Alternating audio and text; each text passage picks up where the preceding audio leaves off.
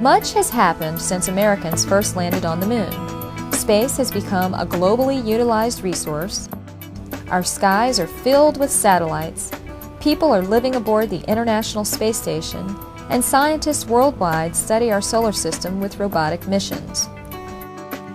A renewed vision for space exploration has prompted NASA to develop a sustained human presence on the moon, using its new human spaceflight architecture known as the Constellation Program. The Orion crew exploration vehicles and Ares launch vehicles, complete with Altair lunar lander, will replace the space shuttle, making it possible for return missions to the moon and future missions to Mars and beyond. Travel to Mars and other destinations require us to learn to survive in forbidding faraway places across the vastness of space.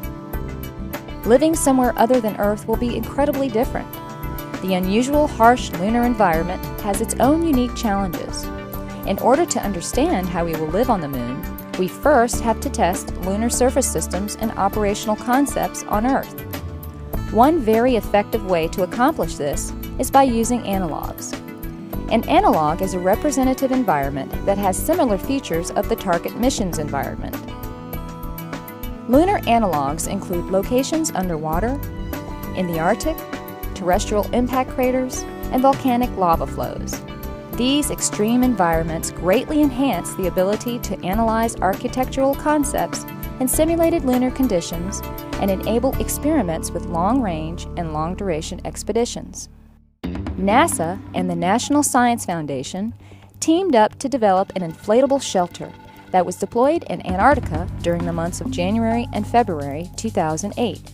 Testing in Antarctica was done to study the durability of an inflatable habitat in an extreme environment. From this field test, engineers were able to learn about issues dealing with the packing, transport, and deployment of a large inflatable habitat system.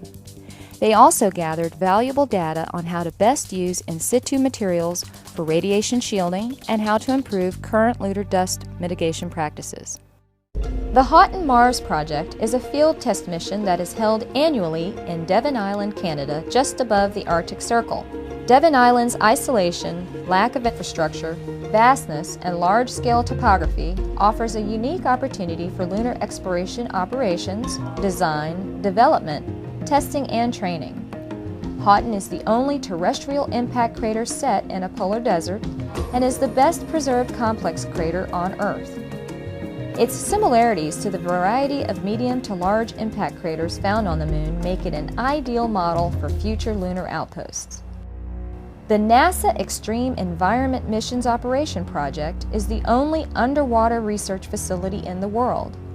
In partnership with the National Oceanic Atmospheric Administration, the Aquarius habitat was created and provides some of the best conditions for practicing space operations in a harsh environment while simulating working in 1/6 gravity. This unique setting has helped lunar surface operations and demonstrated exploration procedures with human and robotic collaborations. Testing in this extreme environment gives astronauts a broader knowledge and awareness of exploration risks, issues, and objectives. Numerous discoveries have been made on human health, engineering, telemedicine, and space operations that directly relate to spaceflight needs and are being implemented with each mission. The first phase of the Short Distance Mobility Exploration Engineering Evaluation Field Test took place in Moses Lake, Washington in June 2008. The Moses Lake Analog Test Site provided the opportunity for 1 to 2 kilometers range expeditions that are not available at NASA field centers. The variety of slopes and soil types provided environmental realism for the testing of robotic rovers and EVA suits. The scientists and engineers were able to gather accurate timelines and surveying data that would not be available if testing was performed at a field center. Black Point Lava Flow, Arizona was the selected site for the October 2008 field tests based on EVA surface operation objectives. The terrain and size of Black Point Lava Flow provided a geologically similar environment to the lunar surface for crew members to study. NASA tested the crew members' ability to make observations from the unpressurized rover, where the crew members sit outside, and from inside the small pressurized rover. The Black Point landscape also enabled the small pressurized rover to undertake science focused on 1-day and 3-day traverses with ranges that varied from 13 to 19 kilometers per day, with a total distance traveled of 142 kilometers. The In Situ Resource Utilization Demonstration Field Test took place in November 2008 at Mauna Kea, Hawaii.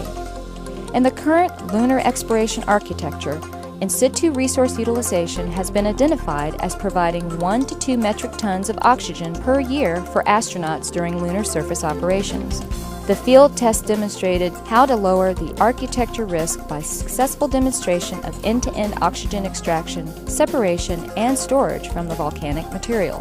The in situ terrain, rock distribution, soil materials, and permafrost at Mauna Kea provide good simulation for the lunar polar region and tests hardware and operations beyond ability of laboratory and available rock yards. These early demonstrations of in situ resource utilization will provide lessons learned for subsequent hardware and mission concept development. In addition to the successful technical field test accomplished, this test, hosted by the University of Hawaii at Hilo's Pacific International Space Center for Exploration Systems, or PICES project, showed how successful collaboration between members from federal, state, and local governments, 4 countries, multiple companies, and several universities can occur, serving as a good model for our future lunar exploration missions.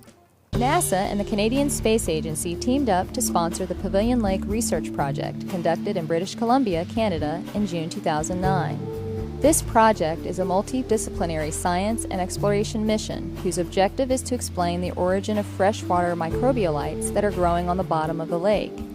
NASA conducts analog missions at Pavilion Lake due to the critical science being performed and the extreme remote location, which provides a challenging setting to test and develop research and exploration methods for site surveys and science data collection. The process refinements for traverse planning and scientific data collection will help improve techniques for future space exploration missions and scientific research.